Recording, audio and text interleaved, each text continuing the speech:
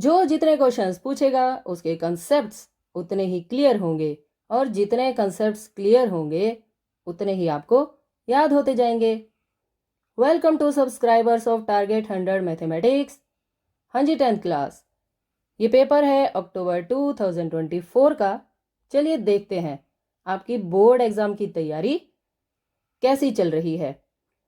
अगर इस पेपर के ज़्यादातर क्वेश्चंस आपको आते हैं तो समझिए आपकी तैयारी जोर शोर से चल रही है। ले आइए नोटबुक और पेन इन सभी क्वेश्चंस को करने के लिए। 80 मार्क्स का ये पेपर 3 आवर्स का है। इस पेपर में 5 सेक्शंस हैं, लेकिन इस वीडियो में हम सिर्फ सेक्शन ए के क्वेश्चंस करेंगे। क्वेश्चन नंबर 1, किन्हीं दो अभाज्य संख्याओं का HCF होगा। दो प्राइम नंबर्स में सिर्फ और सिर्फ एक ही नंबर कॉमन होता है और वो होता है 1। ओके। क्वेश्चन नंबर 2, निम्नलिखित में कौन सी अप्रिमेय संख्या नहीं है। इर्रेशनल नंबर नहीं होने का मतलब होता है रेशनल नंबर होना, यानी प्रिमेय संख्या। √5 इर्रेशनल है। √36 को क्या लिखा जा सकता है, 6, और 7 - 6 की वैल्यू 1, यानी ये कैसी संख्या है, प्रिमेय संख्या। ये अप्रिमेय संख्या है, ये भी अप्रिमेय संख्या है, और √15 भी अप्रिमेय संख्या है। हमें बताना है जो अप्रिमेय नहीं है, यानी this one is correct answer. Question number 3, इससे पी की 30th टर्म बतानी है। A30 का रूल A + 29D। A की वैल्यू 13, D की वैल्यू के लिए 10 में से आप 13 को माइनस करेंगे, -3। यहाँ 13 + 29, D की वैल्यू -3 लिखी जाएगी। प्लस माइनस की मल्टीप्लाई, -29 3 ज़ा 87, और 13 - 87 -74। सो this one is correct. Question number 4, हमें बताना है कि इन एल्जेब्राइक एक्सप्रेशंस में से कौन सा पोलिनोमियल है, यानी बहुपद। बहुपद की क्या कंडीशन होती है, x की जो पावर है वो नेगेटिव नहीं होनी चाहिए, फ्रैक्शन में नहीं होनी चाहिए, और जो x है वो डिनोमिनेटर में नहीं होना चाहिए। ओके, चलिए देखते हैं। यहाँ पर x डिनोमिनेटर में आ गया, यानी ये बहुपद नहीं है। यहाँ पर x की पावर 1/2 है, ये भी बहुपद नहीं है। यहाँ है x की पावर 2, ये बहुपद है। यहाँ x डिनोमिनेटर में चला गया, ये बहुपद नहीं है। ओके। नाउ क्वेश्चन नंबर 5, इस इक्वेशन का डिस्क्रिमिनेंट बताना है, यानी विविक्तर। d की क्या वैल्यू होती है, b² - 4ac। अब a b c क्या होते हैं, ये a, ये b और ये c। आपको सिर्फ वैल्यू पुट करनी है। b की वैल्यू -3, a की वैल्यू 2, c की value 5।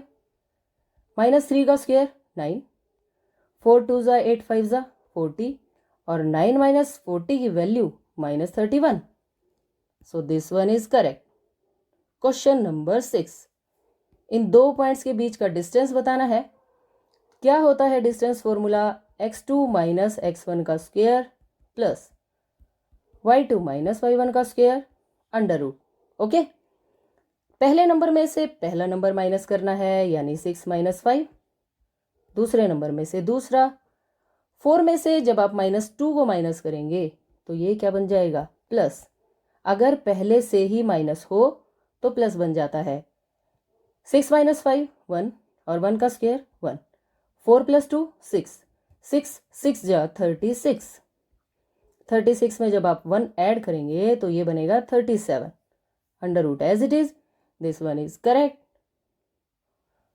Now question number 7, DEBC के पैरेलल है, EC की वैल्यू फाइंड करनी है। जिस भी साइड की वैल्यू आपको फाइंड करनी है उसे आप लिखिए न्यूमरेटर में, ये वाली साइड डिनोमिनेटर में, यानी 1.2 इज इक्वल टू, क्योंकि आपने पहले ये वाली साइड लिखी तो इधर भी पहले ये वाली साइड लिखेंगे, 3 डिवाइडेड बाय 1.5। EC डिवाइड वाले नंबर दूसरी साइड जाकर मल्टीप्लाई में चेंज हो जाएंगे, और 1.2 को क्या लिखा जा सकता है, 12/10। ये है 1.5, आप इसका डेसिमल हटाएंगे 15/10 आएगा और 10 कहाँ लिखा जाएगा, न्यूमरेटर में। ओके, नाउ 10 से 10 कैंसिल, 3 5 ज़ा 15 और 12/5 को आप क्या लिख सकते हैं, 5 2 ज़ा 10, 5 4 ज़ा 20 यानी 2.4। This one is correct. Now question number 8, ये दोनों टेंजेंट लाइंस हैं यानी स्पर्श रेखाएं हैं। ये एंगल 115 और हमें फाइंड करना है एंगल ATB। सिंपल सी बात है, इन दोनों एंगल्स का सम 180 डिग्री होता है।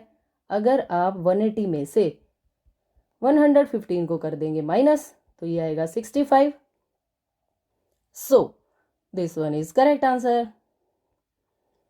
क्वेश्चन नंबर 9, एक वृत्त की कितनी स्पर्श रेखाएं हो सकती हैं। एक सर्कल की स्पर्श रेखाएं आपसे पूछी गई हैं। अब बताइए, अगर पॉइंट सर्कल के बाहर हो तो कितनी स्पर्श रेखाएं आप ड्रॉ कर सकते हैं, एक ऐसे और एक ऐसे, 2।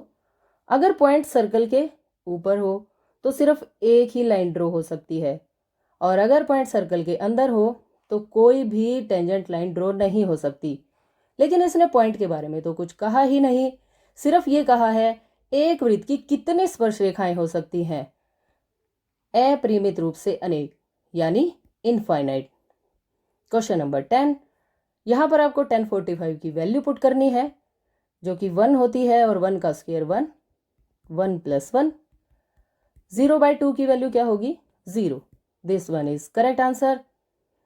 Now question number 11, cot A की वैल्यू है 8/15 और कोट A क्या होता है, पंडित बद्री प्रसाद हर हर बोले। ये वैल्यू किसकी होती है, साइन की, ये कोस की, ये टेन। यहाँ पर आता है कोटेंजेंट, ये सीकेंट और ये कोसिकेंट। तो कोटेंजेंट क्या हुआ, B/P। B/P it means B की वैल्यू 8, P की वैल्यू 15। अगर आप एक राइट एंगल ट्रायंगल ड्रॉ करेंगे तो बेस की वैल्यू 8 है, परपेंडिकुलर की वैल्यू 15। पाइथागोरस थ्योरम से हम h की वैल्यू लेकर आएंगे और h की वैल्यू क्या होगी, B² + P² का अंडर रूट, 8 का स्क्वायर + 15 का स्क्वायर अंडर रूट, 8 8 ज़ा 64, 15 का स्क्वायर 225, इन दोनों का सम 289 और 289 का स्क्वायर रूट 17। इट मीन्स ये वैल्यू 17 आ गई। हमें वैल्यू बतानी है साइन की, और साइन क्या होता है, P/H। परपेंडिकुलर की वैल्यू 15, H की value 17। So this one is correct answer.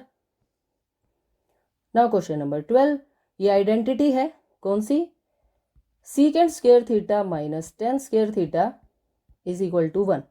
यहाँ पर टेन स्क्वायर थीटा की वैल्यू पूछी गई है, तो माइनस के नंबर को आप उस साइड ले जाइए, प्लस में चेंज हो जाएगा, और प्लस का 1 इस तरफ आकर -1 में चेंज हो जाएगा।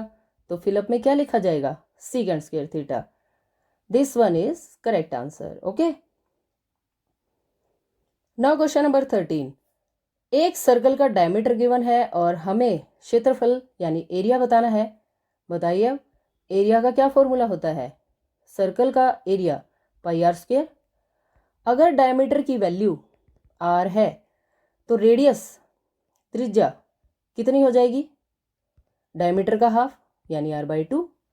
इस वैल्यू को आप यहाँ पुट करेंगे, पाई r/2 का स्क्वायर πr²/4। ओके, ये बनेगा सर्कल का area. This one is correct answer. Understand. Now question number 14, किसी वृत्त के त्रिज्याखंड का क्षेत्रफल बताना है, त्रिज्या 5, कोण 60 डिग्री। तो चलिए बताते हैं, area of A sector of a circle, radius 5 और एंगल है 60 डिग्री। क्या फॉर्मूला होता है एरिया ऑफ सेक्टर का, πr² थीटा अपॉन 360। पाई इन ऑप्शंस में है इसलिए हम पाई की वैल्यू नहीं पुट करेंगे। रेडियस कितनी है 5 यानी 5 × 5, थीटा की वैल्यू 60 डिवाइडेड बाय 360। 6 6 जा 360, 5 5 जा 25 पाई, यानी आंसर क्या बना 25 पाई बाय 6। ओके, लेकिन जब आपने ऑप्शन चेक किए तो यहाँ पर 26 लिखा है, अगर यहाँ 25 लिखा होता तो ये ऑप्शन करेक्ट हो जाता, लेकिन यहाँ पर किसी भी ऑप्शन से हमारा आंसर मैच नहीं हुआ। इस क्वेश्चन का आप जो भी आंसर लगाएंगे आपको इसके ग्रेस मार्क्स मिलेंगे। ओके, क्वेश्चन नंबर 15, घन का आयतन यानी वॉल्यूम ऑफ क्यूब गिवन है 125 और हमें बतानी है length of its side. Volume of cube का क्या फॉर्मूला होता है, ए क्यूब इज इक्वल टू 125। 125 को क्या लिखा जा सकता है 5 की पावर 3, क्यूब रूट लिखेंगे तो ए की वैल्यू 5 आ जाएगी। सो this one is correct answer. जल्दबाजी में इस ऑप्शन को करेक्ट ना कर देना, क्योंकि यहां पर क्या लिखा हुआ है स्क्वायर, साइड की यूनिट में स्क्वायर नहीं आता। ओके, नाउ क्वेश्चन नंबर 16, पहली 10 प्राकृत संख्याओं का माध्य बताना है, यानी mean of first 10 natural numbers. 10 natural numbers लिखेंगे, सबसे पहले उनका सम। नेचुरल नंबर्स 1 से स्टार्ट होते हैं, 4 5 6 7 8 9 10, और आप मीन कैलकुलेट करने के लिए डिवाइड करेंगे 10 से। इन सभी नंबर्स का सम 55, 55 बाय 10 की value 5.5। So this one is correct answer. Question number 17, हमें इस बारंबारता बंटन में बहुलक वर्ग बताना है, यानी हमें बताना है मॉडल क्लास इस फ्रीक्वेंसी डिस्ट्रीब्यूशन की। मॉडल क्लास क्या होती है, इसके लिए आपको सिर्फ इस लाइन में सबसे बड़ा नंबर ढूंढना है, कौन है 20, और इसका बहुलक वर्ग क्या बन जाएगा 20 to 30, यानी this is model class. Question number 18, किसी घटना की प्रायिकता जिसका घटना असंभव है, असंभव घटना की प्रायिकता 0 होती है। नाउ असर्शन रीजन के 2 क्वेश्चंस हैं, क्वेश्चन नंबर 19 एंड 20। देखिए, असर्शन √5 एक अप्रिमेय संख्या है, हाँ जी बिल्कुल सही बात। ओके, रीजन 5 एक अभाज्य संख्या है, ये बात भी बिल्कुल सही है, लेकिन इन दोनों ही बातों का आपस में कोई कनेक्शन नहीं है। ये अप्रिमेय संख्या है, ये अभाज्य संख्या है, इसलिए ए और आर दोनों सही तो है, लेकिन आर ए की करेक्ट एक्सप्लेनेशन नहीं है। This one is correct answer. √5 एक अप्रिमेय संख्या क्यों है, क्योंकि इसका डेसिमल एक्सपेंशन नॉन टर्मिनेटिंग और नॉन रिपीटिंग है, ना तो ये रिपीट होते और ना ही टर्मिनेट होते। ओके, इसलिए √5 एक इरेशनल नंबर है। इरेशनल ओके, 5 प्राइम है ओके, लेकिन not correct explanation. This one is correct. Now question number 20, ये पॉइंट एक्स अक्ष पर स्थित है, हाँ जी बिल्कुल, क्योंकि इसका वाई कोऑर्डिनेट 0 है और एक्स कोऑर्डिनेट 6 है, ये बात बिल्कुल सही। रीजन, एक्स अक्ष पर स्थित किसी भी बिंदु का वाई निर्देशांक 0 होता है, ये बात भी बिल्कुल सही है। ये एक्स एक्सिस है और एक्स एक्सिस पर आप कहीं भी जाएंगे तो आपको वाई की वैल्यू 0 मिलेगी। इट मीन्स ए और आर दोनों सही है और आर ए की सही व्याख्या करता है। A is correct. Point 60 lies on x-axis. Okay. Y coordinate of the point on x-axis is 0. So A is correct. इसी के साथ हमने सेक्शन ए के 20 क्वेश्चंस कंप्लीट कर लिए हैं। अगर किसी भी क्वेश्चन में कोई भी दिक्कत है तो कमेंट सेक्शन में ज़रूर बताएं और चैनल को सब्सक्राइब करना बिल्कुल ना भूलें, क्योंकि सेक्शन बी, सी, डी और ई ये सभी वीडियोस बहुत जल्दी आने वाली हैं। Thanks for watching, bye bye, take care.